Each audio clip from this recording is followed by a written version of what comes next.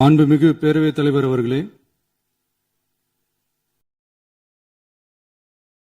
மாபெரும் தலைவர்கள் வழிநடத்திய மாண்பும் மாபெரும் வரலாற்று சிறப்பு கொண்ட இந்த சட்டமன்ற பேரவையின் 17வது சட்டமன்ற பேரவைக்கு நம்மையும் நம்ம தமிழக வெற்றிக் கழகத்தை சார்ந்த சட்டமன்ற உறுப்பினர்களையும் தேர்ந்தெடுத்து அனுப்பின நிரந்தரமாக என் நெஞ்சில் குடியிருக்கும் தாயன்புமிக்க தமிழக மக்கள் அனைவருக்கும் என்னுடைய மனப்பூர்வமான நன்றிகள். 17வது சட்டமன்ற கூட்டத்தொடரின் முதல் ஆளுநர் உரையின் மீதான நன்றி தெரிவிக்கும் தீர்மானத்திற்கு பதிலுரை வழங்க வாய்ப்பளித்த மாண்புமிகு பேரவைத் தலைவருக்கு நம் வணக்கத்தை தெரிவித்துக் கொள்கிறோம். மாண்புமிகு பேரவைத் தலைவர் அவர்களே, இந்த 17வது மாமன்றத்தில் அதிகப்படியான 12 கட்சிகளை சேர்ந்த பிரதிநிதிகள் தேர்ந்தெடுக்கப்பட்டிருக்கும். நாம கொள்கை ரீதியாகவும் நிலைப்பாடு ரீதியாகவும் வேறுபட்டு இருந்தாலும் மக்கள் பணி செய்வதுதான் நம்ம எல்லாருக்கும் பிரைமரியா இருக்கிற ஒரே எய்ம். அந்த வகையில தான் நம்ம எல்லாருமே நம்ம மக்களால் அங்கீகரிக்கப்பட்டு சட்டமன்றத்திற்கு வந்திருக்கிறோம். அதனால நாம கருத்தால் வேறுபட்டாலும் மக்கள் சேவை என்ற நோக்கத்தில் நம்ம மாநிலம் சார்ந்த விஷயங்கள்ல நாம எல்லாரும் ஒன்றிணைந்து பயணிச்சா நம்ம தமிழ்நாடு என்னைக்கும் எதிலையும் முதன்மை மாநிலமாக திகழும். ஆளுநர் உரைக்கு நன்றி தெரிவிக்கும் தீர்மானத்தில் பேசின மாண்புமிகு உறுப்பினர்களுக்கு நன்றி. எதிர்த்து பேசினாதான் எதிர்கட்சின்னு ப்ரூவ் பண்ண முடியும்னு நினைச்சுக்கிட்டு பேசின எதிர்கட்சியை சேர்ந்த எதிர்கட்சி தலைவர் உள்ளிட்ட மாண்புமிகு உறுப்பினர்களுக்கும் வணக்கமும் நன்றியும். பதிலுரை வழங்குற அதே நேரத்தில் நம்மளை சட்டமன்ற உறுப்பினராக தேர்ந்தெடுத்த பெரம்பூர் தொகுதி மக்களுக்கு நம்மளோட நெஞ்சார்ந்த நன்றிகள். அதே மாதிரி ராஜினாமா பண்ணிட்டாலும் நம்மளை தேர்ந்தெடுத்த திருச்சி கிழக்கு மக்களுக்கும் இந்த மன்றத்தில் நம்மளோட நன்றியை பதிவு செய்கிறோம். அப்புறம் நம்மளோட அரசியல் பயணத்தை பத்தியும் கொஞ்சம் பதிவு செய்ய விரும்புகிறோம். நாம ஏதோ ஷூட்டிங்ல இருந்து நேரா வந்து சிஎம் ஆன மாதிரியே சில பேர் ஒரு இமேஜ் கிரியேட் பண்றாங்க. அவங்களுக்கு அவங்க ஆசைப்படுற லாங்குவேஜ்லேயே சொல்றோம், அது வெறும் ரீல் தான், ரியல் கிடையாது. ஒரு சாதாரண நடிகனாத்தான் நம்ம கெரியர் தொடங்குச்சு. அப்புறம் அப்படியே சின்சியரா உழைச்சி மேல வந்தோம். நம்ம கெரியர்ல நாம மேல வந்ததுக்கு இந்த விஜய் ஒருத்தன் மட்டுமே காரணம் இல்ல, அவனோட உழைப்பு மட்டுமே காரணம் இல்ல. இந்த விஜயோட உழைப்புக்கும் உயர்வுக்கும் பின்னாடி இருக்கிற ஒட்டுமொத்த தமிழ்நாட்டு மக்களோட அன்பும் அரவணைப்பும் தான் காரணம்.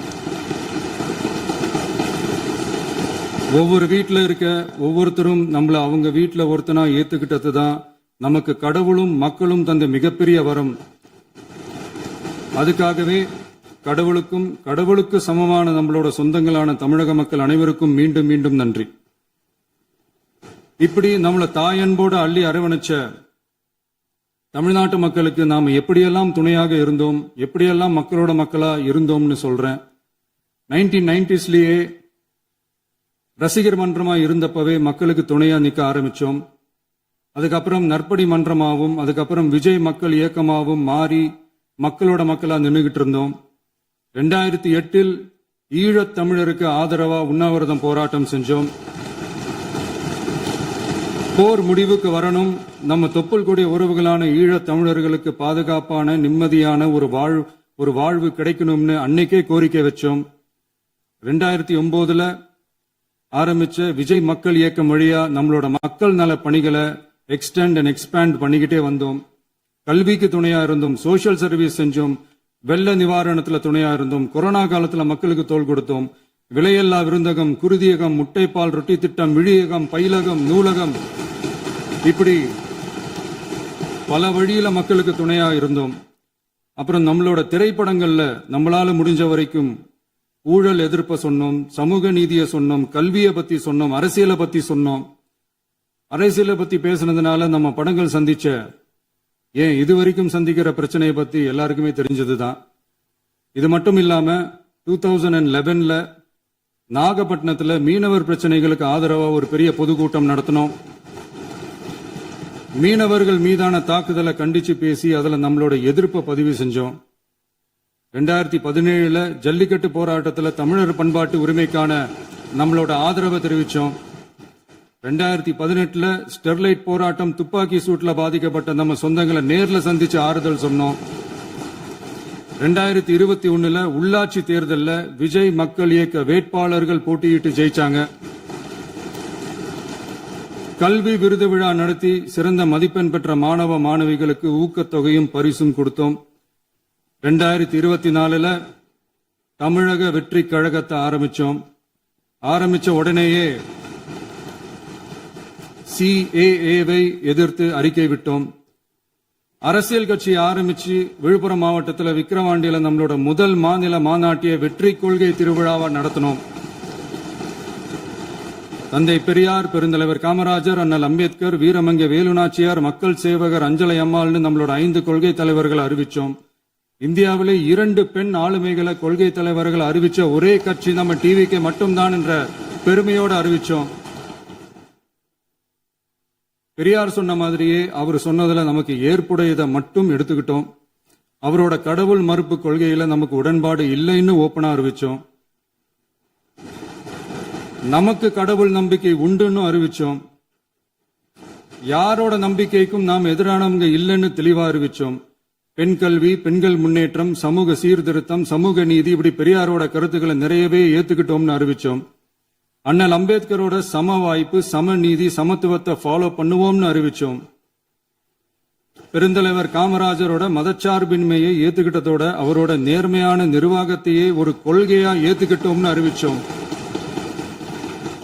வீரமங்கை வேலு நாச்சியாரோட மண் மீட்பையும் சமூக நல்லிணக்கத்தையும் பின்பற்றுவோம்னு அறிவிச்சோம்.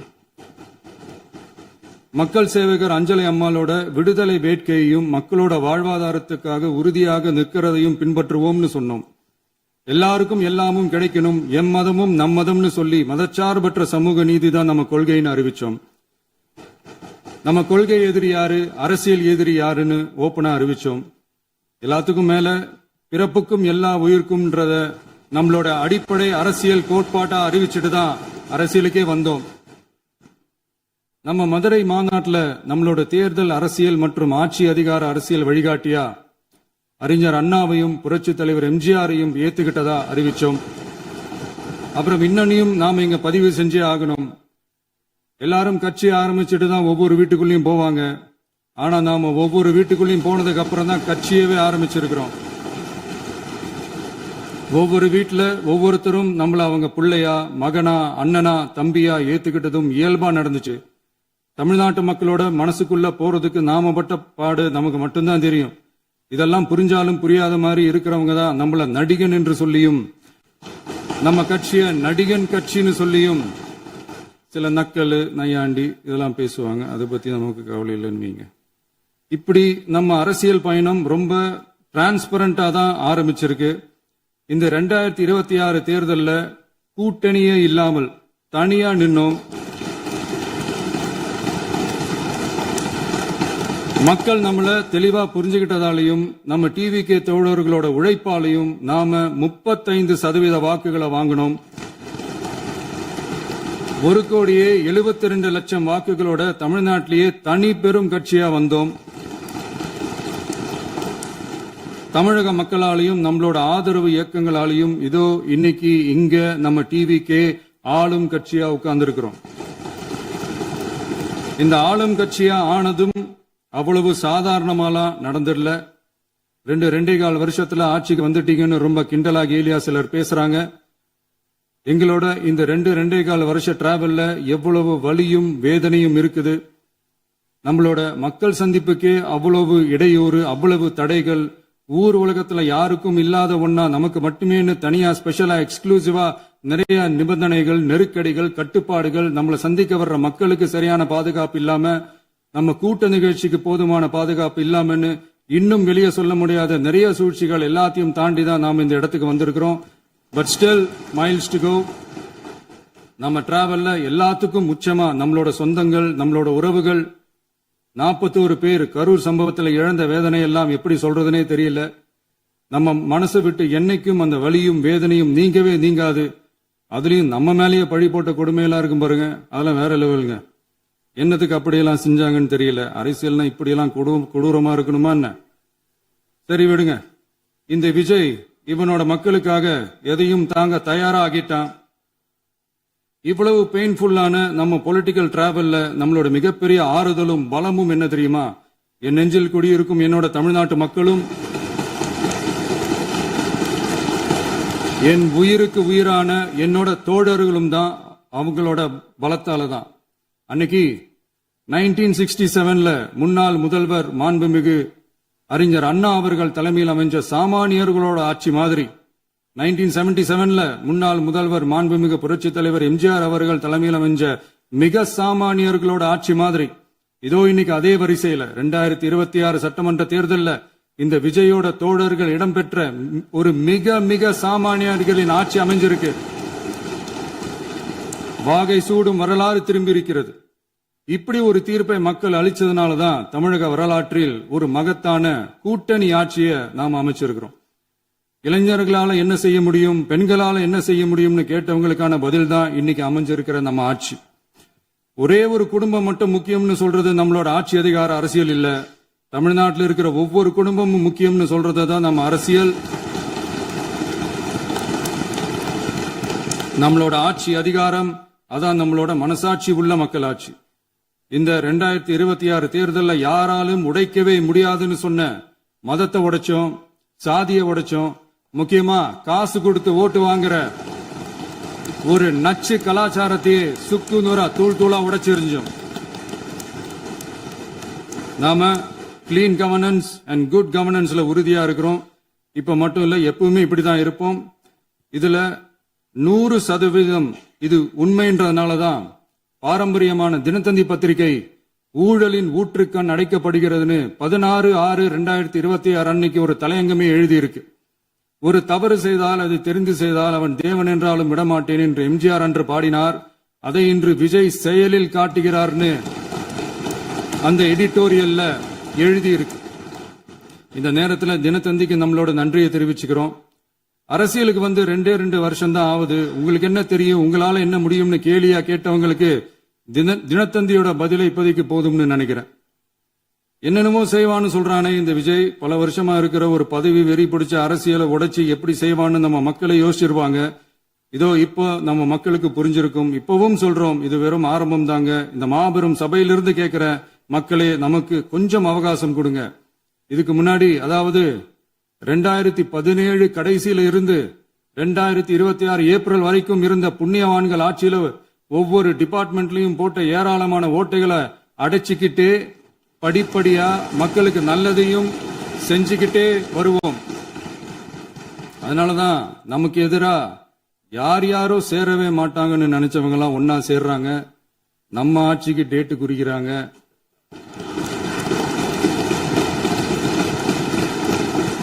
சரி, அவங்கள நம்ம மக்களே பார்த்துப்பாங்க, அது விடுங்க.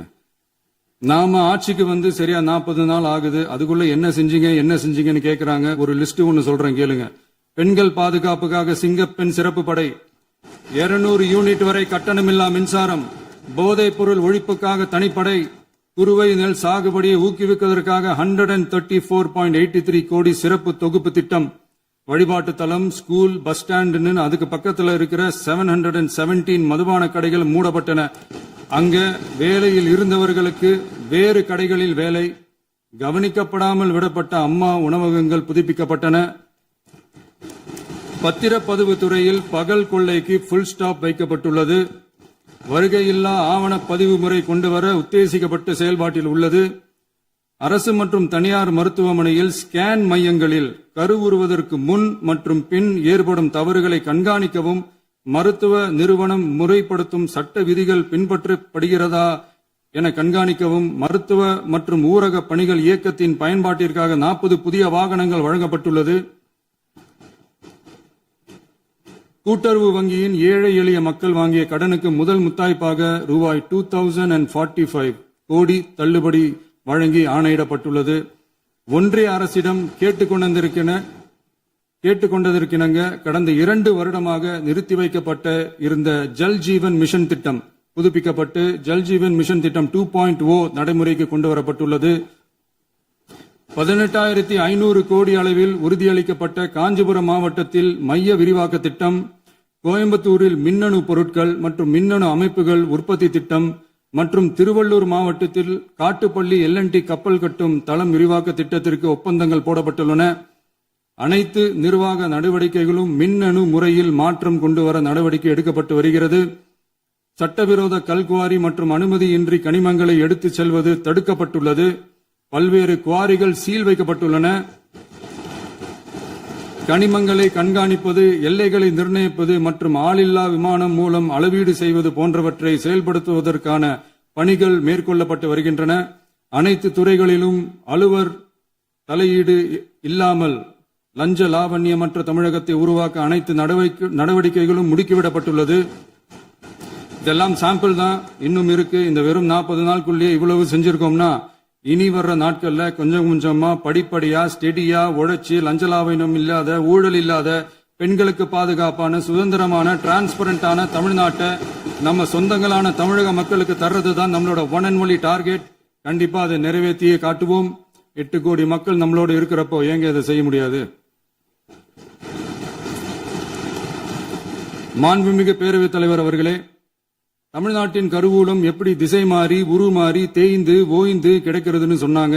திசை மாறி உருமாறி தேய்ந்து ஓய்ந்துன்னு வசனம் மாதிரி ரைமிங்கா இல்லாம வளமான இலக்கியமா இதே சபையில பேசினவங்களோட திறமையான ஆட்சியில நடந்த நிதி மேலாண்மையை பத்தி வெள்ளை அறிக்கையா வெளியிட்டோம். வெள்ளை அறிக்கை வந்ததிலிருந்தே கண்ணை கட்டுதுங்க. அந்த காலத்துலதான் பிள்ளையோ பிள்ளை, தொல்லையோ தொல்லைன்னு சொன்னாங்க. அதே மாதிரி தாங்க அவங்க ஆட்சியாலையும் அவங்களாலையும் இன்னைக்கு தமிழ்நாட்டுக்கே தொல்லையோ தொல்லை. இப்படி ஒரு நிலைமையை உண்டாக்கி வச்சுட்டு இவங்க சொல்றாங்க நமக்கு ஆட்சி செய்ய தெரியாதுன்னு. நம்ம அமைச்சர்களுக்கும் நம்ம சட்டமன்ற உறுப்பினர்களுக்கும் ஒன்னும் தெரியாதுன்னு. ஆமாங்க, எங்களுக்கு தெரியாதுதான். எங்க சட்டமன்ற உறுப்பினர்களுக்கும் அமைச்சர்களுக்கும் மக்கள் பணி செய்ய தெரிஞ்ச அளவுக்கு மக்கள் பணத்தை சுருட்ட தெரியாதுதான்.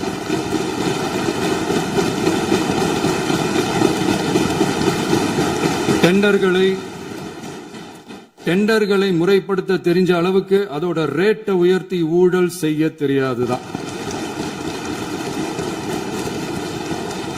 பதவி உயர்வு வழங்கவும் பணி இடமாற்றம் கலந்தாய்வு நடத்தவும் தெரியுமே தவிர பதவி உயர்வுக்கும் பணியிட மாற்றத்திற்கும் பணம் பறிக்க தெரியாதுதான். புதிய பணியிடங்கள் உருவாக்க தெரியுமே தவிர அந்த பணியிடங்களை பணத்துக்கு விற்க தெரியாதுதான். கோயில்கள்ல நடக்கிற நிர்வாக சீர்கேட்டை தடுக்க நீங்க பேசுங்க, கண்டிப்பா பண்ணுங்க. கோயில்கள்ல நடக்கிற நிர்வாக சீர்கேட்டை தடுக்க தெரியுமே தவிர கோயில் பணத்தை கொள்ளையடிக்க தெரியாதுதான். தங்கத்தை உருக்கி தாரை வார்க்க தெரியாதுதான். கனிம வளத்தை பாதுகாக்க தெரிஞ்ச அளவுக்கு கனிமத்தை வித்து கொள்ளையடிக்க தெரியாதுதான்.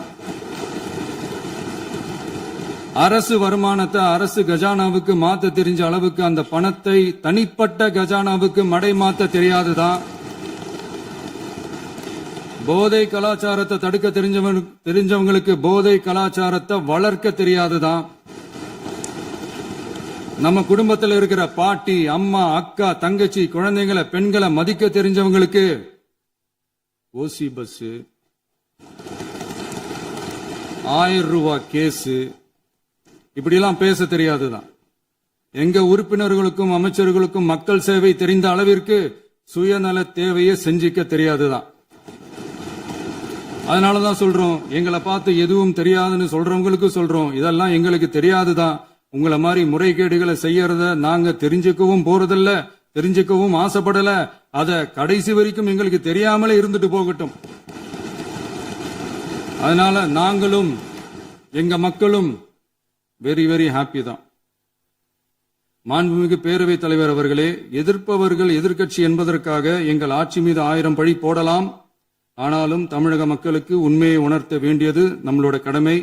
மின்வெட்டை பொறுத்தவரை தமிழ்நாடு மின்மிகை மாநிலமாக இருந்தாலும் கடந்த காலங்களில் ஏற்பட்ட நிர்வாக குளறுபடிகளும் மின்சார சாதனங்கள் மற்றும் மின் மாற்றிகளில் ஏற்படும் பழுதாலும் வேண்டுமென்றே சிலரின் நடவடிக்கைகளாலும் இந்த மின்வெட்டிற்கு காரணமாக உள்ளது. மின் விநியோக மீட்பு நடவடிக்கைகளை ஒருங்கிணைப்பதற்காக எதிர்பாராமல் இரவு நேரங்களில் ஏற்படும் மின் தடங்களை விரைந்து சரி செய்வதில் 10 உயர்மட்ட கண்காணிப்பு குழுக்கள் மற்றும் 125 சிறப்பு மின் தடை நீக்க ரோந்து வாகனங்கள் வழங்கப்பட்டு 24 மணி நேரமும் கண்காணிக்கப்படுகிறது. கூடுதலாக தற்போது 77 புதிய மின் தடை நீக்க மையங்களும் உருவாக்கப்பட்டுள்ளன. விரைவில் இந்த மின்வெட்டு நிலைமை அறவே நீக்கப்படும். மாண்புமிகு பேரவைத் தலைவர் அவர்களே, நம்ம விவசாயிகள் எல்லாரும் நம்மள நல்லா புரிஞ்சுக்கிட்டு தமிழக வெற்றி கழகத்தை ஏத்துக்கிட்டாலும் எதிர்க்கட்சிகளோட தூண்டுதலால சில இடங்கள்ல சில போராட்டங்கள் நடக்குது. எதிர்க்கட்சிகள் என்னதான் சித்து வேலை செஞ்சாலும் விவசாய பெருமக்கள் எல்லாரும் நம்ம ஆட்சி அவங்களுக்கான ஆட்சி தான் நல்லா புரிஞ்சுதான் வச்சிருக்கிறாங்க. இந்த வருஷம் எல்னினோ விளைவா எப்பவும் இருக்கிறத விட இந்த டைம் மழை குறையுங்கிறதையும் நம்ம விவசாயிகள் உணர்ந்துதான் இருப்பாங்க.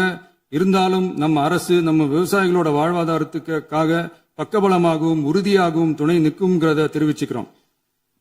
நம்ம தமிழகத்தில் ஏற்கனவே நடந்த அதி அற்புதமான சூப்பரான நிர்வாக திறன் கொண்ட 50 வருஷ அரசியல் அனுபவம் கொண்ட 2.0, 3.0, 4.0 பல 0.0 மாடல் ஆட்சி நடத்த கனவு கண்டவங்களோட அட்டகாசமான ஆட்சிக்காரங்க பல்வேறு விதமான நிதி நெருக்கடியை நம்ம மக்களுக்கும் நமக்கும் பரிசா கொடுத்துட்டு போய் இருந்தாலும் கூட்டுறவு வங்கிகளின் மூலம் 75,000 வரை பயிர்கடன் பெற்று குறு சிறு இதர பெரு விவசாயிகளுக்கு 100% முழுமையான பயிர்கடன் தள்ளுபடியும் 75,000க்கு மேல் கடன் பெற்றவர்களுக்கு குறைந்தபட்சமாக 35,000 பண பயன் கிடைக்கும் அளவிற்கு மொத்தம் 14,43,504 விவசாயிகளுக்கு ரூபாய் 5,932.23 கோடி பயிர்கடன் தள்ளுபடி வழங்கப்பட்டுள்ளது.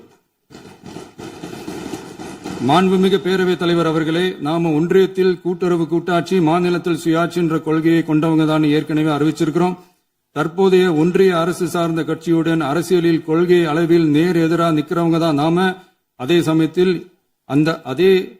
அதே சமயத்தில் எதுக்கெடுத்தாலும் கண்ணை மூடிக்கிட்டு ஒன்றிய அரசோட மோதல் போக்கை விரும்புறவங்க நாம இல்ல. நமக்கு எப்பவுமே தமிழகத்தின் வளர்ச்சி மட்டும்தான் முக்கியம். அதுக்காக நம்மளோட அரசியல் ரீதியான கொள்கைகளையோ மாநில உரிமைகளையோ கொஞ்சம் கூட விட்டு கொடுக்கவே மாட்டோம். அதுல ரொம்ப தெளிவாகவும் உறுதியாகவும் இருக்கிறோம். இனியும் இப்படித்தான் இருப்போம். அதுல ஒருபோதும் மாற்றமே இருக்காது. அதனால இதுல யாரு திசை திருப்ப வேலையில் ஈடுபட்டாலும் அவங்க எல்லாரும் மக்கள் மத்தியில் தோற்பது உறுதி. எனவே நம்ம மக்களுக்கோ சிறுபான்மை சகோதரர்களுக்கோ நம்ம ஆதரவு இயக்கங்களுக்கோ எந்தவித சந்தேகமும் வேண்டாம். நாம் யாரோட டீமும் இல்ல. நாம எப்பவுமே பியூரான பீப்புள்ஸ் டீம். இன்னும் சொல்ல போனா நாம secular team, social justice team. மாண்புமிகு பேரவைத் தலைவர் அவர்களே, அரசு விழாக்கள், கல்வி நிறுவனங்கள் மற்றும் பல அதிகாரப்பூர்வ நிகழ்ச்சிகளோட தொடக்கத்துல நம்ம தமிழ்தாய் வாழ்த்த பாடுறதுதான் வழக்கமா இருக்கு. தமிழ்தாய் வாழ்த்த பொறுத்த வரைக்கும் நம் அரசு இதுல நம்மளோட உறுதியான நிலைப்பாட்டை ஒன்றிய அரசுக்கு மிக தெளிவா தெரிவிச்சிருக்கு. அது இல்லாம இதில் மாநில அரசின் கொள்கைக்கு ஏற்ப ஒன்றிய அரசின் அறிவிக்கையில் திருத்தம் மேற்கொள்ள கோரிக்கையும் விடுக்கப்பட்டுள்ளது. நீட் தேர்வை பொறுத்தவரை கிராமப்புற மற்றும் பொருளாதார ரீதியாக பின்தங்கிய மாணவர்களுக்கு சமமான வாய்ப்பை வழங்குவதில்லை. மருத்துவ கல்வியில் சமூக நீதி மற்றும் சம வாய்ப்பை நீட் பாதிக்கிறது என்பதை உணர்கிறோம். எனவே மருத்துவ படிப்புகளுக்கான சேர்க்கையை 12ஆம் வகுப்பு மதிப்பெண்களின் அடிப்படையில் நடத்த வேண்டும் என்று நமது அரசு வலியுறுத்தி வருகிறது. மத்திய அரசிடம் நீட்டிலிருந்து தமிழ்நாட்டிற்கு விலக்கு வழங்க வேண்டும் என்று கோரிக்கை விடுத்துள்ளது. மாண்புமிகு பேரவைத் தலைவர் அவர்களே, பேரறிஞர் அண்ணா அவர்கள் தலைமையிலான அரசு 1968 இருமொழி கொள்கையை நடைமுறைப்படுத்தியது. தமிழ் ஆட்சி மொழி, தமிழ் மொழியை பாதுகாப்பது, மாணவர்களுக்கு ஆங்கிலத்தின் மூலம் உலக அளவிலான வாய்ப்புகளை வழங்குவது, எந்த ஒரு மொழியையும் கட்டாயமாக திணிப்பதை தவிர்ப்பது மற்றும் எதிர்ப்பது, நிலத்தின் மொழி மற்றும் பண்பாட்டு அடையாளத்தை பேணுவது என்பதை நம் தமிழக வெற்றிக் கழக ஆட்சி ஏற்றுக்கொண்டுள்ளது. எனவே தமிழ்நாட்டில் தமிழ் ஆட்சி மொழி மற்றும் இருமொழி கொள்கை என்பதில் நமக்கு மாற்று கருத்தே இல்லை. மாண்புமிகு பேரவைத் தலைவர் அவர்களே, கடந்த 11/6/2026 அன்று நடந்த நிதி ஆயோக் கூட்டத்தில் தமிழ்நாடு அரசின் சார்பாக கலந்து கொண்டு வறுமையற்ற தமிழ்நாடு இயக்கம் உருவாக்க தேவையான நிதியையும், தமிழ்நாட்டுக்கு 2 எய்ம்ஸ் மருத்துவமனைகளை தருமாறும், மருத்துவம் மற்றும் பல் மருத்துவ படிப்பிற்கு 12ஆம் வகுப்பு மதிப்பின் அடிப்படையில் இடங்களை நிரப்புதல் குறித்தும், செயற்கை நுண்ணறிவு தொடக்க நிறுவன வளர்ப்பு மையங்கள் தமிழ்நாட்டில் அமைக்கவும், இளைஞர் திறன் மற்றும் வேலைவாய்ப்பு இயக்கம் செயல்படுத்த வேண்டியும், பெண்கள் தலைமையிலான வளர்ச்சி குறித்தும், மீனவ சமுதாயங்களின் வாழ்வாதாரம் மற்றும் மீன்பிடி படகுகள் மற்றும் மீனவர்களை விடுவித்தல் குறித்து நிரந்தர நடவடிக்கை எடுக்க வேண்டியும், காலநிலை தாங்கும் தன்மை பெருந்திட்டம் 2045 கீழ் விண்வெளி உற்பத்தி மையத்தை தேசிய விண்வெளி உற்பத்தி மையமாக அறிவிக்க கோரியும், தமிழ்நாட்டில் சாலை போக்குவரத்து, நெடுஞ்சாலை மற்றும் ரயில்வே அமைச்சகத்தின் மேம்பாட்டு குறித்தும், அனைத்து கிராமங்களையும் டிஜிட்டல் இணைப்பு வசதி ஏற்படுத்துதல் குறித்தும், கூட்டு குடிநீர் திட்டம் தொடரவும், அரசின் விழாக்களில் தமிழ்தாய் வாழ்த்துக்கான முதலிடத்திற்கான கோரிக்கையும், மேகதாது அணை கட்டுமான நிறுத்தத்தை உறுதிப்படுத்தவும், மாநிலத்தின் மீது மும்மொழி கொள்கையை வற்புறுத்தாமல் புதிய கல்விக் கொள்கையை திணிக்காமல் தமிழகத்திற்கான கல்வித் தொகை ரூபாய் 3284 கோடியை விடுவிக்க கோரியும், ஆண்டுதோறும் 5 லட்சம் இளைஞர்களுக்கு உதவித் தொகையுடன் கூடிய பணியினை தொழில்நுட்ப பயிற்சி வழங்க ஒத்துழைப்பு வழங்குமாறும், ஒகேனக்கல் 3ஆம் கட்ட கூட்டு குடிநீர் திட்டத்திற்கான நிதி ரூபாய் 2283.40 விடுவிக்கவும், வேலை வாய்ப்பு மற்றும் வாழ்வாதாரத்துக்கான உத்தரவாத திட்டத்தின் கீழ் வேலை வாய்ப்புகளை உருவாக்க உடனடி நடவடிக்கை மேற்கொள்ள வேண்டியும் மற்றும் திருக்குறளை தேசிய இலக்கியமாக அறிவிக்குமாறும் தமிழ்நாடு சார்பில் பேசியுள்ளோம் என்பதை தெரிவித்துக் கொள்கிறோம். மாண்புமிகு பேரவைத் தலைவர் அவர்களே, அண்டை மாநிலங்களுடனான நட்புறவு ஒரு மாநிலத்தின் வளர்ச்சிக்கும் நாட்டின் ஒற்றுமைக்கும் மிகவும் அவசியமானது. தமிழ்நாடு தனது அண்டை மாநிலங்களுடன் நதி நீர் பங்கீடு, பொருளாதாரம், கல்வி, கலாச்சாரம் மற்றும் போக்குவரத்து துறைகளில் நல்லுறவை பேணி வருகிறது. பரஸ்பர மரியாதை, ஒத்துழைப்பு மற்றும் கூட்டாட்சி தத்துவத்தின் அடிப்படையில் அண்டை மாநிலங்களுடனான நட்புறவை வலுப்படுத்தவும் நமது ஆட்சியில் காக்கப்படுகிறது. மாண்புமிகு பேரவைத் தலைவர் அவர்களே, சட்டம் ஒழுங்கை பத்தி பேச்சு வந்தது. சட்டம் ஒழுங்கு சரியா இருக்கணும் அப்படின்றதுல எங்களுக்கு மாற்று கருத்தே கிடையாது. கண்டிப்பா லா அண்ட் ஆர்டர் கரெக்டா இருக்கணும், கரெக்டா இருக்கும், இருக்க வைப்போம். அதே மாதிரி பெண்கள் பாதிக்கப்படுறதையும் இங்க யாராலையும் சகிச்சுக்கவே முடியாது. அதுக்கான கடுமையான நடவடிக்கைகள் நம்ம அரசு எடுத்துக்கிட்டு இருக்கிறோம். இந்த சிங்கப்பெண் சிறப்பு அதிரடிப்படை கூட அதுக்கான ஒரு ஃபர்ஸ்ட் ஸ்டெப் தான். அதே மாதிரி இந்த போதைப் பொருள் நடமாட்டம், அதை கண்ட்ரோல் பண்றதுக்கும் நம்ம அரசு கடுமையான நடவடிக்கைகள் எடுத்துக்கிட்டு இருக்கிறோம். அதையும் கண்டினியூ பண்ணி எடுப்போம். மாண்புமிகு பேரவைத் தலைவர் அவர்களே, இப்ப நான் சொன்ன இந்த பிரச்சனைகள்லாம் 2026 போன மாசம் மே மாசம் 10ஆம் தேதி புதுசா வந்துடல. இதெல்லாம் பல வருஷமா இருக்கிற பிரச்சனைகள் தான், பல வருஷமா கண்டுக்காம விட்ட பிரச்சனைகள் தான். இன்னைக்கு எதிர்கட்சிக்காரங்க அதை பத்தி கேட்கும் போது எனக்கு அது அக்கறையா தெரியல, அவதூறு அரசியலா தான் தெரியுது, பழி போடுற அரசியலா தான் தெரியுது. இப்படி அவதூறு பழி போடுறவங்களை பார்த்து ஒன்னே ஒண்ணுதான் கேட்கணும்னு தோணுது. கடந்த 9-10 மாசமா நம்ம ஸ்டேட்ல சட்டம் ஒழுங்கு டிஜிபியே இல்ல. சட்டம் ஒழுங்கு டிஜிபியை போடுங்கன்னு சொல்லி எல்லாம் ஓஞ்சி போயிட்டோம். போன ஆட்சியில நடந்ததுக்கெல்லாம் இப்பதான் விடையே கண்டுபிடிக்கிறோம் நம்ம ஆட்சியில்.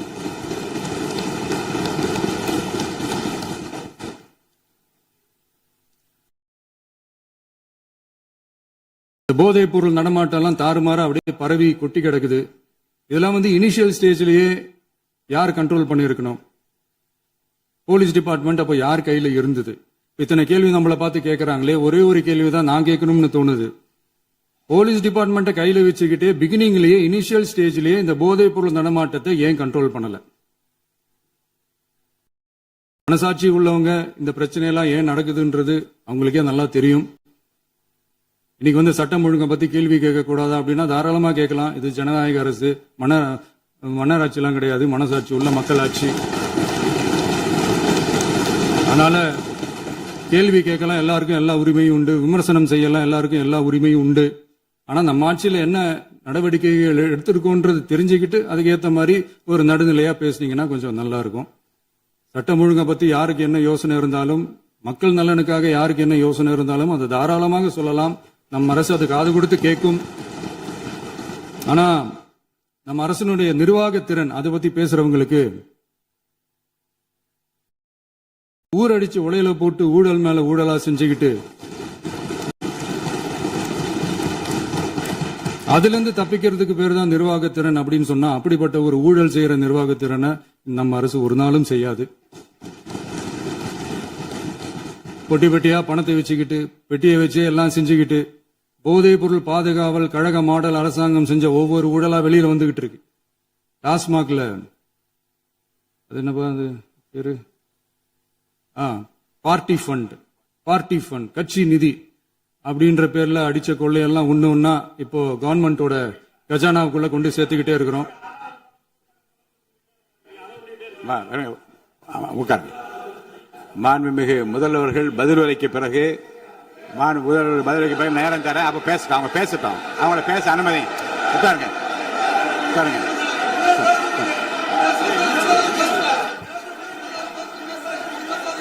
மாண்புமிகு அலோவ் பண்றேன் உட்காருங்க. மாண்பு உறுப்பினர்கள் நீங்க இங்க உட்காருங்க, அமைதியா உட்காரு. நீங்க எல்லாம் உட்காருங்க. உட்காருங்க, உட்காருங்க. மாண்புமிகு நீங்க எல்லாரும் உட்காருங்க, உட்காருங்க, உட்காருங்க, உட்காருங்க, உட்காருங்க. அமைதியா உட்காருங்க.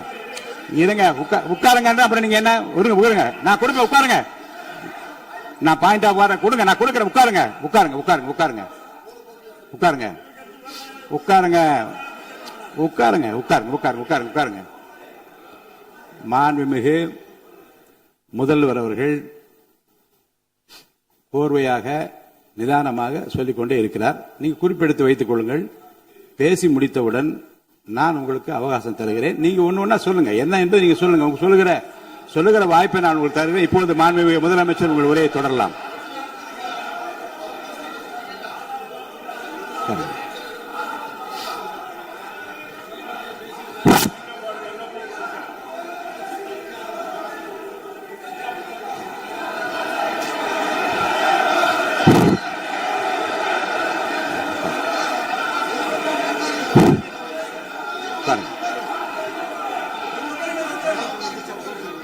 நான் எழுந்த பிறகு உட்கார்றதுதான் முறை. உட்காருங்க, எல்லாரும் உட்காருங்க. தேசிய உட்கார். நான் அலோவ் பண்றேன். உட்காருங்க, அமைதியா உட்காருங்க. நான் அலோவ் பண்றேன். அமைதியா உட்காருங்க, உட்காருங்க. அங்க இருந்து குரல் கொடுக்காதீங்க. உட்காருங்க.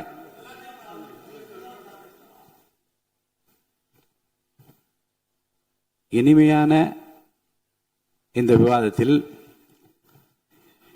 இதுவரை குறுக்கீடுகள் இல்லாமல்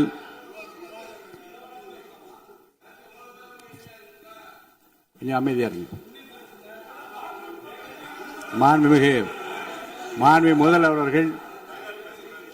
முதல்வர் அவர்கள் பேசி முடித்தவுடன் பாயிண்ட் ஆஃப் ஆர்டர் கேட்டிருக்கேன், நான் அனுமதிக்கிறேன். எதிர்க்கட்சி தலைவருக்கு மட்டும் நான் அனுமதி தருகிறேன். அவர் எழுந்து பேசலாம். மாண்பு முதலமைச்சர் நீங்க கண்டினியூ பண்ணி முடிக்கலாம். நீ எல்லாரும் எழுந்துச்சீங்கன்னா சரி வராது. உட்காருங்க, நான் சொல்லியிருக்கேன். உட்காருங்க, உட்காருங்க, உட்காருங்க.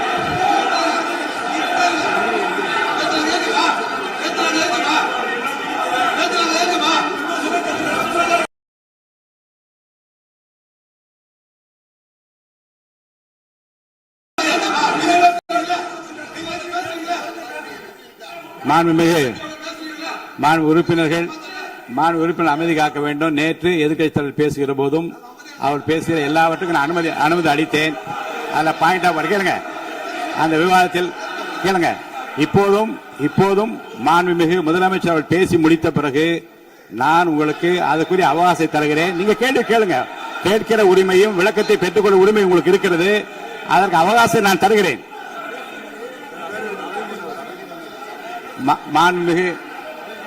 மாண்புமிகு உறுப்பினர் அமருங்க. நான் என் தீர்ப்பை சொல்லுகிறேன். மாண்புமிகு முதலமைச்சர் அவர்கள் பேசி முடித்தவுடன் எதிர்க்கட்சி தலைவருக்கு அந்த வாய்ப்பை நான் தருகிறேன். நிச்சயமா அந்த கேள்வி கேட்கலாம். உட்காருங்க எல்லாரும். முன்னவர் பேசுங்க. மாண்பு பேரவைத் தலைவர் அவர்களே, இன்று இவர்கள் முயற்சி செய்வது அவர் ஆளுங்கட்சியாக இருக்கின்ற போது நான் சொல்லிடுறேன் பிளீஸ். ஒரே நிமிஷம் நான் சொல்லிடுறேன் பிளீஸ். ஆளும் கட்சியாக இருக்கின்ற போது நீங்கள் சொன்ன ஒரே வார்த்தை, நாங்கள் பேசி முடித்ததற்கு பிறகு குறிப்பிடுத்துவிட்டு நீங்கள் எந்த கேள்வி வேண்டுமானாலும் கேட்கலாம் என்று ஒரு முறையை நீங்கள் பின்பற்றினீர்கள். அதே முறையை இப்போது பின்பற்ற வேண்டும் என்று கேட்டுக்கொள்கிறேன். பள்ளிக்கல்வித்துறை அமைச்சர், மாண்புமிகு பேரவைத் தலைவர் அவர்களே, நேற்றைய தினம் கூட எதிர்க்கட்சி தலைவர் சொன்னதை முழுமையாக கேட்டு இறுதியில் ஒரு வாய்ப்பு தந்தீங்க. அதுவும் இல்லாம இந்த நேரத்தில் நேரலையில் நீங்களும் பாக்குறீங்க. அங்கிருந்து ஒருமையில் விழித்து இந்த பக்கம் இருக்க உறுப்பினர்களை பார்த்து அப்படின்னு ஒருமையில் விழிப்பதை உங்கள் மூலமாக கண்டிக்கிறேன். அந்த வார்த்தையை அவை குறிப்பிலிருந்து நீக்கணும். கண்ணியம் காத்து அவைக்குள்ள வராது. அவையெல்லாம் அவைக்குள்ள வராது. முதல்வர் முழுமையாக பேசுவதை காத்து கண்ணியம் காத்து இந்த சபைக்கு ஒரு மரபு இருக்கிறது, அதை மூத்த உறுப்பினர்கள் பின்பற்றபடி உங்கள் மூலமாக கேட்டுக்கொள்கிறேன். மாண்புமிகு முதலமைச்சர் அவர்கள் உரையை தொடரலாம்.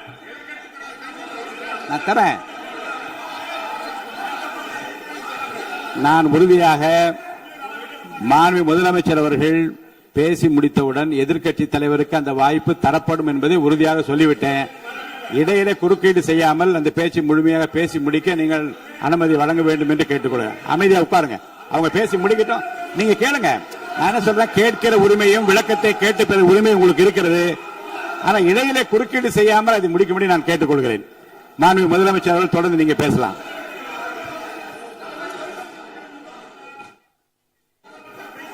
எதிர்க்கட்சி தலைவர் அவர்கள் உங்கள் கட்சியினுடைய உறுப்பினரை அமைதிப்படுத்த வேண்டும் என்று நான் கேட்டுக்கொள்கிறேன். உங்களுக்கு வாய்ப்பு தரவில்லை என்றால் அவர் எழுந்து நிற்பதில் நியாயம் இருக்கிறது. வாய்ப்பு தரப்போகிறேன்.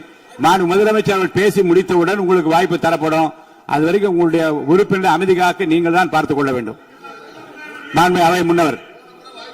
மாண்புமிகு பேரவைத் தலைவர் அவர்களே, அவர் அப்போது சொன்னது வேறு, இப்போது நடந்து கொள்கிற முறைகள் வேறாக இருக்கிறது.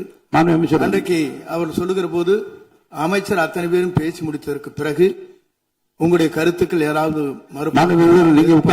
தெரிவிக்கலாம். இப்போது பின்பற்றினால் நன்றாக இருக்கும். நீங்கள் அதற்காகத்தான் சொன்னீர்கள். முதலமைச்சர் பேசியதற்கு பிறகு எதிர்க்கட்சி தலைவர் அவர்கள் பேசுவதற்கு வாய்ப்பளிக்கிறோம் என்று சொல்லியிருக்கிறார்கள். ஆகவேதான் அந்த வாய்ப்பை நீங்கள் இல்ல அது பதில் சொல்லணும்னு கேட்டிருக்காங்க. பதில் சொல்லணும் சொல்லியிருக்காங்க. பதில் சொல்லினா தங்க பிரச்சனை இல்ல. அப்படி இல்ல. ஆகவே இல்ல நேற்றைய தினம் நீங்கள் அப்படி பேசிக் கொண்டது ஆறாவது இல்ல. நேற்றைய தினம் நீங்கள் பேசுகிற போது ஆறாவது குறுக்கிட்டார்களா? நீங்கள் பேசுகிற போது யாருமே குறுக்கிடவில்லை. நீங்க எவ்வளவு பேசினீர்கள், எவ்வளவு வார்த்தைகள் பேசினீர்கள் என்பதெல்லாம் எங்களுக்கு தெரியும். யாருமே அதில் குறுக்கிடவில்லை. இது முதலமைச்சர், எங்கள் முதலமைச்சர் எதிர்க்கட்சி தலைவர் பேசுகிறவர் யாரும் குறுக்கிட வேண்டாம் என்று சொன்னார்கள். அதை நாங்கள் பின்பற்றினோம். ஆனால் இன்றைக்கு நீங்கள் பின்பற்றவில்லை என்றால் வேதனையாக இருக்கிறார். முன்னவர் நேற்று எதிர்க்கட்சி தலைவர் பேசுகிற போது அடுக்கடுக்காக குற்றச்சாட்டுல வைத்தார். இப்போ அதற்குரிய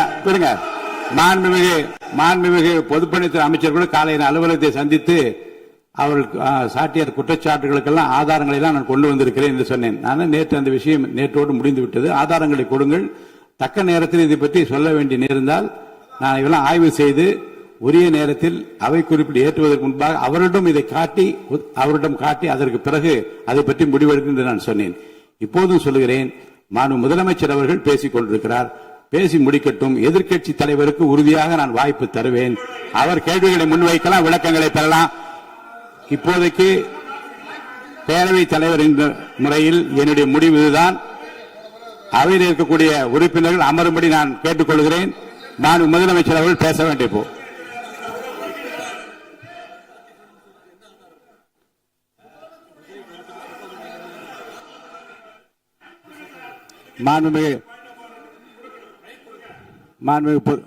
இருங்க. அதை முன்னவர் பேரவைத் தலைவர் அவர்களே, நேற்றைய தினம் நீங்கள் முழுமையாக பேசினீர்கள். உங்கள் பேச்சுக்கள் எப்படி இருந்தது என்பதும் நாடறியும். இருந்தாலும் கூட நாங்கள் அமைதியாக இருந்தோம். இல்ல நீங்க இருங்க, ஒவ்வொரு வார்த்தைக்கு இருங்க. நீங்க மின்வெட்டையில நீங்க சொன்னீங்க. உங்களுடைய முன்னாள் அமைச்சர் ஆற்காடு வீராசாமி இருக்கிற போது மின்வெட்டால் தான் நாங்கள் ஆட்சியே மாறியது என்றெல்லாம் சொன்ன கதையெல்லாம் இருக்கு. அதெல்லாம் சொன்னோம்னாங்க. நாங்களே அமைதியா இருந்தோம். அதுக்கு அங்கே தயவு செய்து எதிர்க்கட்சி தலைவருக்கு வாய்ப்பளிக்கிறார்கள். அந்த வாய்ப்பை நீங்கள் அவர் முதலமைச்சர் பேசுவதற்கு பிறகு பேசினால் அழகாக இருக்கும். அதை முன்னர் பள்ளிக் கல்வித்துறை அமைச்சர். மாண்புமிகு பேரவைத் தலைவர் அவர்களே, அவர் ஒரே ஒரு வார்த்தையை தான் சொன்னார். பார்ட்டி ஃபண்ட் என்ற வார்த்தையை கேட்டு எதிர்க்கட்சி நண்பர்கள் கோபப்படுகிறார்கள். ஆனால் அதன் மீது உங்களுக்கு பாயிண்ட் ஆஃப் ஆர்டர் தருவதாகவும் நீங்கள் சட்டப்பேரவைத் தலைவர் சொல்கிறீர்கள். நேற்றைய தினம் இதே போல வெற்றி தலைவர் அவர்களினுடைய வழிகாட்டில் வளர்ந்த நாங்கள் சகிப்புத்தன்மையோடு அவர்கள் பல வார்த்தைகள் சொன்னார்கள். புதிதாக சோஃபா மாடல் என்றார்கள், குதிரை பேரம் என்றார்கள், எத்தனையோ வார்த்தைகள் சொன்னபோது சகிப்புத்தன்மையோடு அதை கேட்டு பொறுமையாக இருந்தோம். இவர்கள் குதிரை பேரம் எல்லாம் அவைக்குள் நீக்கப்பட்டு விட்டது. சரி, சோஃபா மாடல் என்று சொன்னார்கள். ஆதாரம் கேட்டு இப்படி எழுந்து நாங்கள் கொந்தளிக்காமல் ஒரு சட்டமன்றத்தில் ஒரு உறுப்பினர் எப்படி நடந்து கொள்ள வேண்டும் என்பதற்கு எடுத்துக்காட்டாக தமிழக வெற்றி கழகத்தின் உறுப்பினர்கள் நடந்து கொண்டார்கள். இப்போது மதிப்பிற்குரிய எதிர்க்கட்சி தலைவர் அவர்களே, உங்கள் ஊடாக நான் கேட்பது என்னவென்றால், அவர்களினுடைய கட்சி உறுப்பினர்களை அவர் அமைதிப்படுத்தி முதல்வர் அவர்கள் உரையை முழுமையாக கேட்டு சகிப்புத்தன்மைக்கு சட்டமன்றத்தில் இந்த பக்கம் மட்டுமல்ல அந்த பக்கமும் எடுத்துக்காட்டாக இருப்பதற்கு அவர் வழிவகை செய்ய வேண்டும் என்று உங்கள் மூலமாக கேட்டுக்கொள்கிறேன். பொதுப்பணித்துறை அமைச்சர்.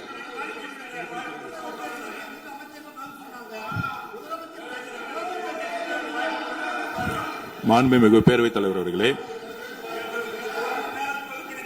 திராவிட முன்னேற்ற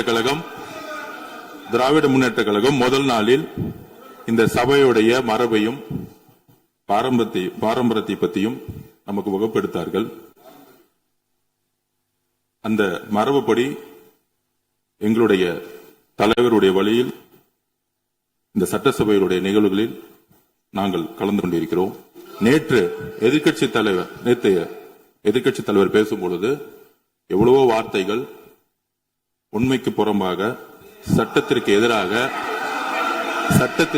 ஒரே நிமிஷம் பேசுறேன். சட்டத்திற்காக பேசும்பொழுது நாங்கள் அமைதியாக இருந்தோம். ஒரு 2-3 முறை தான் அவரு பேசும்போது மினிஸ்டர்கள் நின்னாங்க. ஆனா இன்னைக்கு மாண்புமிகு முதலமைச்சருடைய முதல் உரை, கடந்த 4 நாட்களாக திராவிட முன்னேற்ற கழகம் முதலமைச்சர் ஏன் பேசலன்னு சொல்லிட்டே இருந்தாங்க. இன்னைக்கு பேச ஆரம்பிச்ச உடனே அவர் சொன்ன வார்த்தை பார்ட்டி ஃபண்ட் சொன்னார். எந்த பார்ட்டின்னு சொல்ல. ஆனா அந்த வார்த்தைகள் சொல்லி முடிஞ்ச உடனே எதற்காக முதலமைச்சருடைய பேச்ச இவங்க குறுக்கிறாங்கன்னு தெரியல. நீங்கள் சொன்னதுபடி முதலமைச்சர் பேச வேண்டும். பேசிய பின்பு கருத்துகளுக்கு பதிலளிக்க அவர்கள் பதிலளிக்கும், நாங்களும் பதிலளிக்க தயாராக இருக்கிறது பதிவு பண்றோம். மாண்புமிகு முதலமைச்சர் அவர்கள்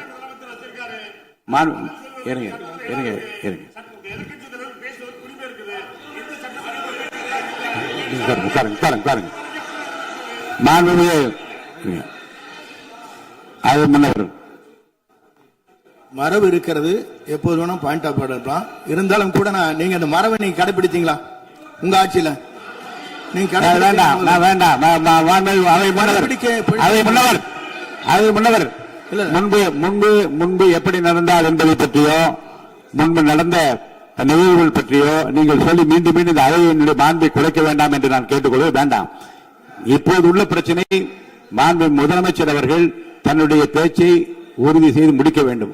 அவர் முடித்த பிறகு எதிர்க்கட்சி தலைவருக்கு நான் நிச்சயமாக வாய்ப்பு தருவேன். அவர் கேள்வி கணக்குகளை தொடுக்கலாம், சந்தேகங்களை கேட்கலாம்.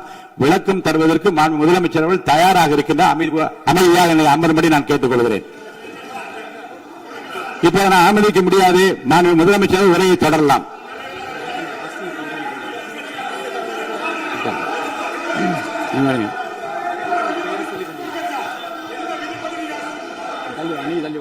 மாண்புமிகு உறுப்பினர் ஆஸ்தின் உங்க இடத்துல போய் உட்காருங்க. மாண்புமிகு உறுப்பினர் ஆஸ்தின், நீங்க ஒரு மூத்த உறுப்பினர், சபை விதிகளை நன்கு தெரிந்த ஒரு உறுப்பினர், நீங்க போய் இடத்துல உட்காருங்க. முதல்ல மாண்புமிகு முதலமைச்சர் அவர்கள் உரையை தொடரலாம். இப்போது எந்த விதமான பாயிண்ட் ஆஃப் ஆர்டர்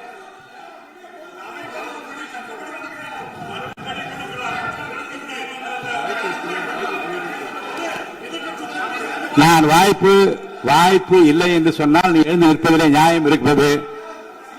உட்காருங்க. வாய்ப்பு உறுதியாக எதிர்க்கட்சி தலைவருக்கு பாயிண்ட் ஆஃப் ஆர்டர் மட்டுமல்ல, உட்கார்ந்து அவர் பேசிய பேச்சுக்களை என்னென்ன இருங்க, என்ன உங்களுக்கு சந்தேகம் இருக்கிறதோ, வினாக்கள் இருக்கிறதோ அதை நீங்க கேட்கலாம். அவர் பதில் சொல்வதற்கு தயாராக இருக்கிறார். பேசி முடிக்கின்ற வரை அமைதி காக்கும்படி உங்களை நான் கேட்டுக்கொள்கிறேன். நான் எதிர்க்கட்சி தலைவர் முழு ஒத்துழைப்பை நீங்கள் தர வேண்டும் என்று நான் எதிர்பார்க்கிறேன்.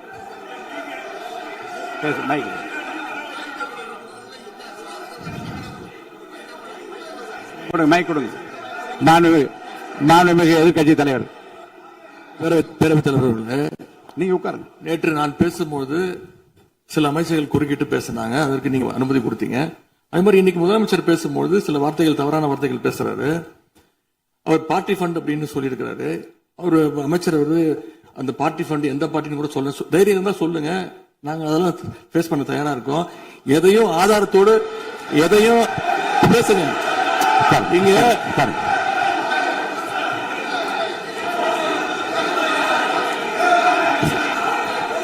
அது மாதிரி பேரவைத் தலைவர் அவர்களே, நேற்று நான் பேசி முடிஞ்சோடனே நீங்க அவை முடிஞ்சிருச்சுன்னு சொல்லிட்டீங்க. நாங்கெல்லாம் வீட்டுக்கு போயிட்டோம். வீட்டுக்கு போய் டிவி போட்டு பார்த்தா அங்க இன்னொரு அமைச்சர் இன்னும் பதில் சொல்லிட்டே இருந்திருக்கிறாரு.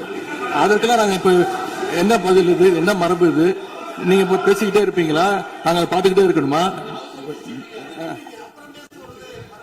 அதே மாதிரி இன்னைக்கு முதலமைச்சர் அவர்கள் பேசும்போது நாங்களும் அமைதியா கேட்டுட்டு தான் இருந்தோம். ஆனா சில கருத்துக்கள் அவர் பேசும்போது அதை நாங்க அனுமதிக்க முடியாது. ஆதாரத்தோடு ஏதாவது பேசணும்னா, குற்றச்சாட்டுகள் சொல்லும் போது ஆதாரத்தோடு சொன்னீங்கன்னா அதை நாங்க ப்ரூவ் பண்றதுக்கு தயாராக இருக்கு. மாண்புமிகு உறுப்பினர் அவர்கள் இருங்க. நேற்று மாண்புமிகு எதிர்க்கட்சித் தலைவர்கள் பேசியதும், மாண்புமிகு பொதுப்பணித் தலைவர்கள் பேசியதும் ஆதாரம் இல்லாமல் பேசக்கூடாது என்று நான் சொன்னேன். ஆய்வு செய்து நீக்கப்பட வேண்டியது நீக்கும் என்று சொன்னேன். இப்போது மாண்புமிகு முதல்வர் அவர்கள் பேசி முடிக்கட்டும். நீங்கள் கூறிய கருத்துப்படி அதில் ஆதாரங்கள் இல்லாத குறிப்பாக இருந்தால் அதை நீக்குவதற்குரிய உரிமை எனக்கு இருக்கிறது. ஆய்வு செய்து நான் நடவடிக்கை எடுப்பேன். இப்போது மாண்புமிகு முதலமைச்சர் அவர்கள் பேசலாம்.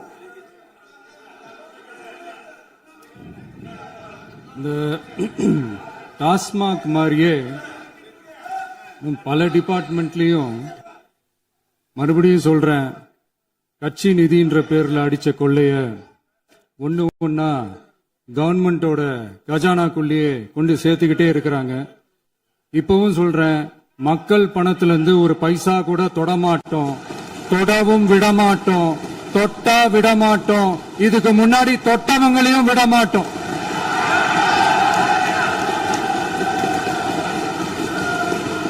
ஒவ்வொரு ஊழலா வெளியில வரும் போலே, ஒவ்வொரு வேஷமா கலைஞ்சிரும் போலே, இங்க இருக்கிற நிறைய பேரு நடுங்கி போய் இதுல நம்ம மேல அவதூறு வேற. இப்ப புதுசா ஒரு வெப்பன் ஒண்ணு கொண்டு வந்திருக்காங்க. அது என்ன தெரியுமா? அவங்க தயவால தான் நம்ம ஆட்சி நடக்குதாம். மக்கள் தயவால இந்த ஆட்சி நடந்துகிட்டு இருக்கு. மனசாட்சி உள்ள சக்திகளோட ஆதரவால இந்த ஆட்சி நடந்துகிட்டு இருக்கு. நாங்க தான் அனுப்பி வச்சோம் அப்படின்றாங்களே. அனுப்பி வச்சவங்களுக்கு மினிஸ்ட்ரியில இடம் கொடுத்தா ஏன் கதறீங்க? ஏன் இவ்வளவு கோவம்? ஏன் இவ்வளவு கதறல்ஸ்? இதுல இன்னொரு முக்கியமான விஷயம், மார்க்சிஸ்ட் கம்யூனிஸ்ட் கட்சி நமக்கு ஆதரவு கொடுத்தது சுயேட்சையா எடுத்த முடிவுன்னு சொல்றாங்க. அதே மாதிரி இந்திய கம்யூனிஸ்ட் கட்சி நமக்கு ஆதரவு கொடுத்தது சுயேட்சையா எடுத்த முடிவுன்னு சொல்றாங்க. இதுல எங்க இருந்து நாங்க தான் அனுப்பி வச்சோம்னா புரியலையே. மக்களுக்கு நல்லா புரியும், எல்லாத்தையும் தெளிவா பார்த்துக்கிட்டு இருக்கிறாங்க.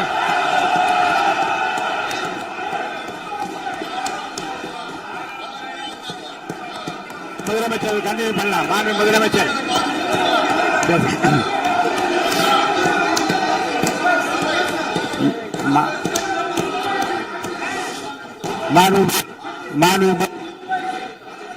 முதலமைச்சர் கண்டினியூ பண்ணலாம். நீ கண்டினியூ பண்ணலாம்.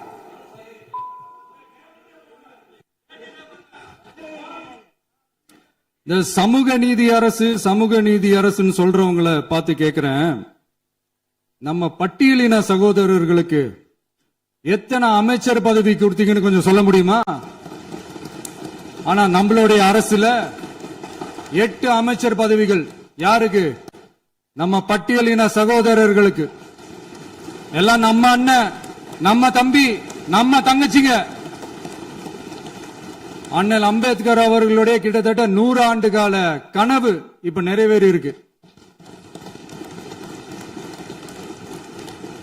நான் ஏன் கொஞ்சம் சவுண்டா பேசுறேன் அப்படின்னா அவங்களுக்கு கேட்கணுன்றதுக்காக தப்பா எடுத்துக்காது. அதே மாதிரி பெண்களோட பாதுகாவலர் நாங்க தான் அப்படின்னு சொல்லிக்கிறவங்களை கேட்கிறேன், எத்தனை பெண்களுக்கு அமைச்சர் பதவியில இடம் கொடுத்தீங்க கொஞ்சம் சொல்ல முடியுமா? எங்க அரசுல 4 சகோதரிகளுக்கு அமைச்சர் பதவி கொடுத்திருக்கிறோம்.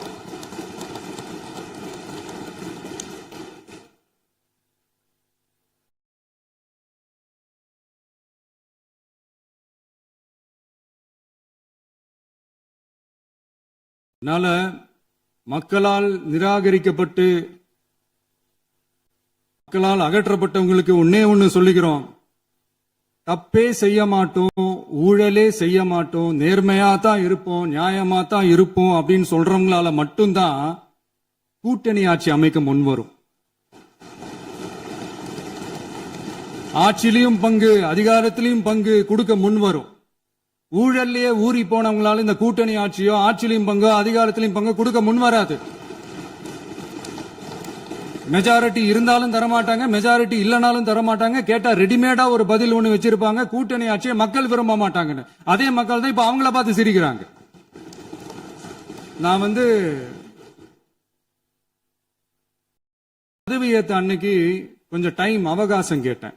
எதுக்கு கேட்டேன்? நிதி நிலைமை எல்லாம் கொஞ்சம் மோசமா இருக்குது, அதெல்லாம் கொஞ்சம் சரி செஞ்சுக்கிட்டு படிப்படியா கொஞ்சம் கொஞ்சமா நான் கொடுத்த வாக்குறுதிகள்லாம் செயல்படுத்துவேன், அதுக்காக கொஞ்சம் டைம் அவகாசம் கேட்டேன்.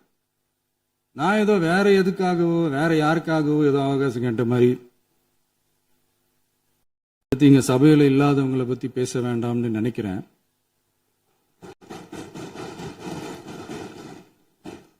இங்க நம்மளை பத்தி அவதூறு பரப்புறதோட மட்டும் இல்லாம இப்ப நம்ம மக்கள் மேலேயும் அவதூறு பரப்ப ஆரம்பிச்சுட்டாங்க.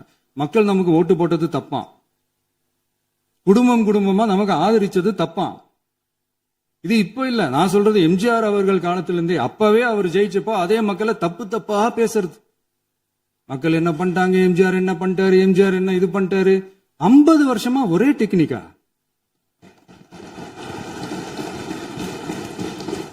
டெக்னாலஜி எல்லாம் மாறி வேற எங்கேயோ போயிட்டு இருக்கு பஸ். இதுல கொஞ்சம் டெக்னிக்காச்சும் கொஞ்சம் மாத்தினா கொஞ்சம் நல்லா இருக்கும்.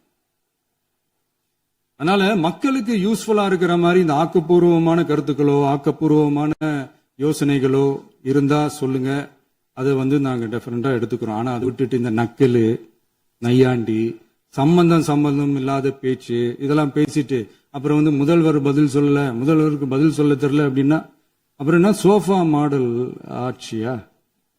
அது என்னன்னு புரியறதுக்கு எனக்கு ரொம்ப நாள் ஆச்சு.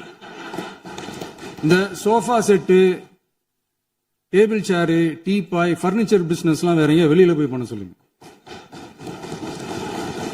அப்படி அந்த பிசினஸ் தான் பண்ணணும்னா நிறைய பிசினஸ் பண்ற மாதிரி வெளியில போய் பண்ண சொல்லுங்க, இங்க சட்டசபைக்குள்ள வேணாம். அதனால ஆக்கப்பூர்வமான கருத்துக்கள் இருந்தா சொல்லுங்க, டெஃபினட்டா அது சரியா இருந்தா நாங்க ஏத்துக்கிறோம். எனக்கு ஒரு குட்டி கதை ஒண்ணு ஞாபகம் வருது, சொல்லாமா? ஒரு ஊர்ல ஒரு பெரியவர் வெயில் ரொம்ப ஜாஸ்தியா இருக்குன்னு சொல்லிட்டு கண்ணுக்கு மேல கை வச்சுக்கிட்டு இப்படி சுத்தி முத்தி தேடிக்கிட்டு இருந்தாராம். அப்ப கூட இருந்த ஒரு சின்ன பையன் என்ன தேடுறீங்க அப்படின்னு கேட்டானா. அதுக்கு அந்த பெரியவர் சொன்னாரா, அது ஒண்ணு இல்ல தம்பி, உங்க அப்பா இங்கதான் இருப்பாருன்னு சொன்னாங்க, அதான் தேடிக்கிட்டு இருக்கேன், எங்க உங்க அப்பாவையா காணோம்?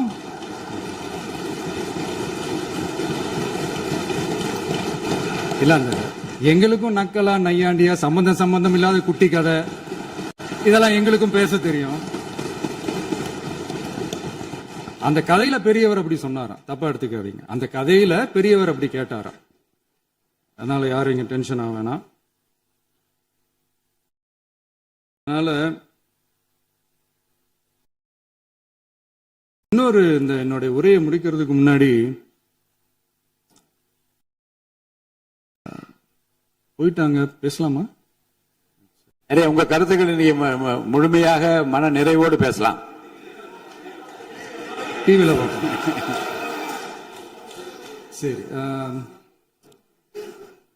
அதான் 5 நிமிஷம் பேசுனதுக்கே கொளத்தூரி இந்த ஆட்டம் அடிச்சு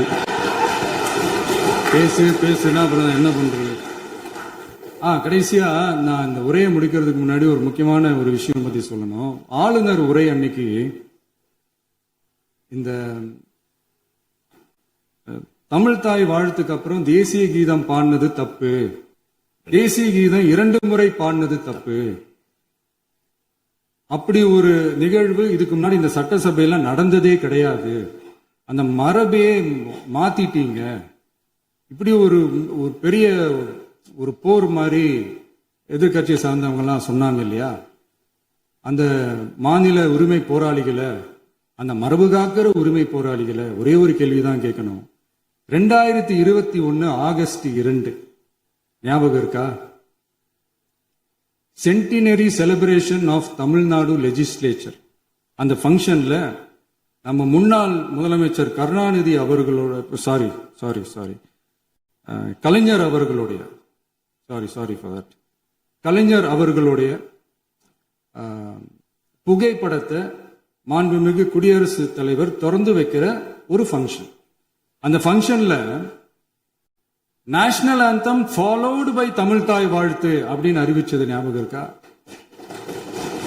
அதாவது தேசிய கீதத்துக்கு அப்புறமா இரண்டாவது முறையா, நோட் திஸ் பாயிண்ட் மாண்புமிகு பேரவைத் தலைவர் அவர்களே, பிளீஸ் நோட் திஸ் பாயிண்ட்.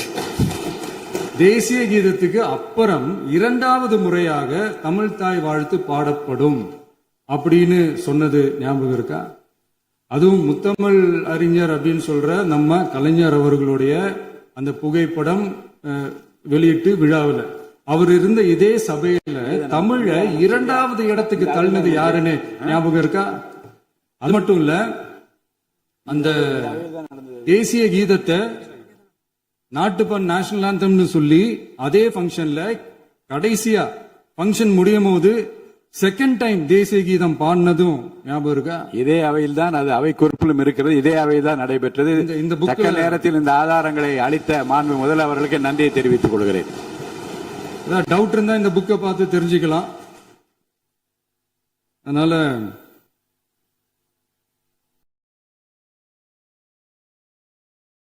எல்லாம் கேட்டா என்ன சொல்லுவாங்கன்னா, அது ஜனாதிபதி கலந்துகிட்ட ஃபங்க்ஷன், அதெல்லாம் அப்படிதான், அதெல்லாம் கண்டுக்க கூடாது அப்படின்னு சொல்லுவாங்க. இதே மாதிரிதான் பேசுறது ஒண்ணு, செய்யறது ஒண்ணு, பேசுறது ஒண்ணு. இதெல்லாம் மக்கள் பார்த்துக்கிட்டு இருக்காங்க. எலெக்ஷனுக்கு முன்னாடி தான் அப்படி செஞ்சுக்கிட்டு இருந்தாங்க. இப்ப எலெக்ஷனுக்கு அப்புறம் அதே தான் செய்யறாங்க. இந்த விஜயையும் சாமானியர்களின் உண்மையான சமூக நீதி அரசையும் அவமானப்படுத்துறதுக்கு தான் அவங்களோட அந்த பொலிட்டிக்கல் சீனியாரிட்டி அது பயன்படுத்துது போல. சரி, செய்யட்டும், நல்லா செய்யட்டும். இப்போ ஆனாலும் நம்மளுடைய மாநில உரிமை, மொழி உரிமை, உத்தமபுத்திரர் போல வேஷம் போடுற எதிர்கட்சிக்கு ஒன்றை மட்டும் ஆணித்தரமாக சொல்றோம். உங்களை மாதிரி தமிழ்னு சொல்லிக்கிட்டு, மொழி, பண்பாடு, கலாச்சாரம்னு சொல்லிக்கிட்டு ரெட்டை வேஷம் போடுறவங்க நாங்க கிடையாது. உலகெங்கும் வாழும் என் தமிழ் சொந்தங்களுக்கு நம்முடைய உத்தரவாதம் தமிழ் தான் எங்க உயிர் நாடி அப்படின்றத மறக்க மாட்டோம். இப்பவும் சொல்றோம், மாநில உரிமையில எப்பவும் உறுதியா இருப்போம். அதே சமயத்துல அரசியல் வேற, ஒன்றிய மாநில அரசுகளுக்கு இடையே இருக்கிற நிர்வாக அணுகுமுறை வேற. இதுல நாங்க ரொம்ப தெளிவா இருக்கிறோம். அதனால எங்களுக்கு பாடம் எடுக்கிறதா நினைச்சுக்கிட்டு உங்க வேஷத்தை நீங்களே கொஞ்சம் கொஞ்சமா கலைச்சுக்கிட்டே வர்றீங்க, மறந்துடாதீங்க. அப்புறம்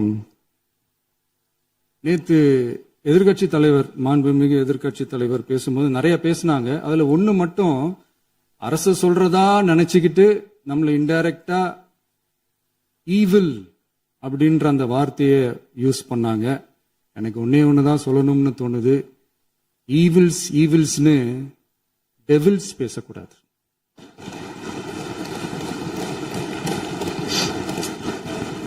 அவங்க இருந்திருந்தா ஒரு ஆக்ஷன் பண்ணணும்னு எனக்கு தோணுச்சு. எல்லாரும் போயிட்டாங்க. பர்மிஷன் பண்ணலாமா? இப்பவும் பண்ணலாம், ஒன்றும் தப்பு இல்லை.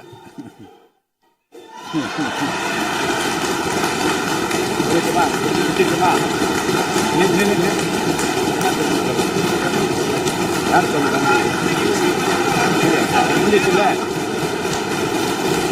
எழுந்து சொல்லுங்க, உட்காந்து சொல்லட்டுமா?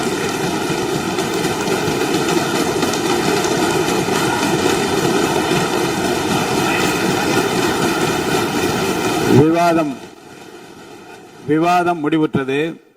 மாண்புமிகு உறுப்பினர்கள் முன்மொழிந்த திருத்தங்கள் வலியுறுத்தப்படுகின்றனவா என்று அறிய விரும்புகிறேன். மாண்புமிகு உறுப்பினர்கள் முன்மொழிந்த திருத்தங்கள் அனைத்தும் பேரவையின் அனுமதியில் திரும்ப பெறப்படுகின்றன.